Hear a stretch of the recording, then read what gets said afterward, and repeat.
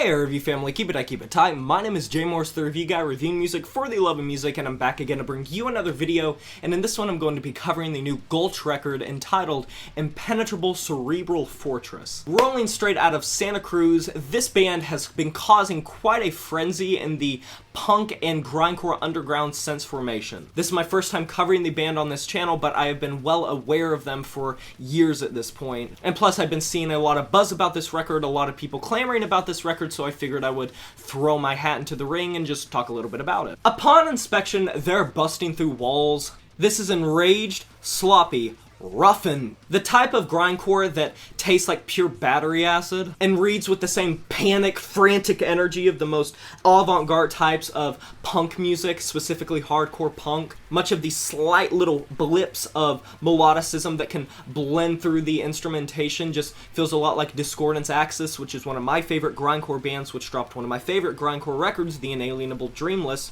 Plug, check it out if you haven't. On this record, and I think this goes for most of their records, I would say a throat-shredding vocal performance leads to them also sounding very primal and visceral, but one-dimensional. The production on this record's pretty solid, rigid in all the right spots. Although I miss how relentless and in-your-face the production felt on their very first record, as well as Burning Desire to Draw Last Breath. That record's fantastic. But the more blunt approach here does leave it feeling very old school, going for the jugular, not letting go. An album of this caliber, though, that is trying to be this purist can't help but feel cookie cutter. The stereotypical introductions of piercing distortion leading into tracks, the rolling percussion, the constant shrill vocalizations, feedback roaring through at various intervals, and a production that puts much more of an emphasis on the chaos than generally resonance. Although I do have to commend the percussion on this record for sounding quite good. I honestly would just love to hear more in the way of different types of vocals or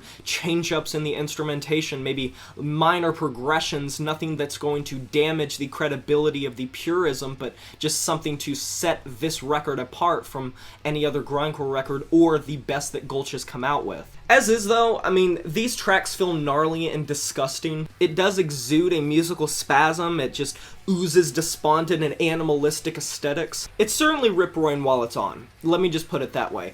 And fans of very hardcore punk-inspired grindcore that puts a much emphasis on that, I think you will get a lot out of this release. Gulch has undoubtedly come out with one of the more memorable grindcore records of the year, but unfortunately it still leaves me wanting on so many fronts that while it's on, it does get your blood pumping a little bit, but the lasting impact is not nearly as sharp as I might have liked it to be. It's still definitely a cut above a lot of what I hear, and for that I'm going to be giving it a slightly higher score than average. But for me personally, I'm going to be giving this album a 6 out of 10.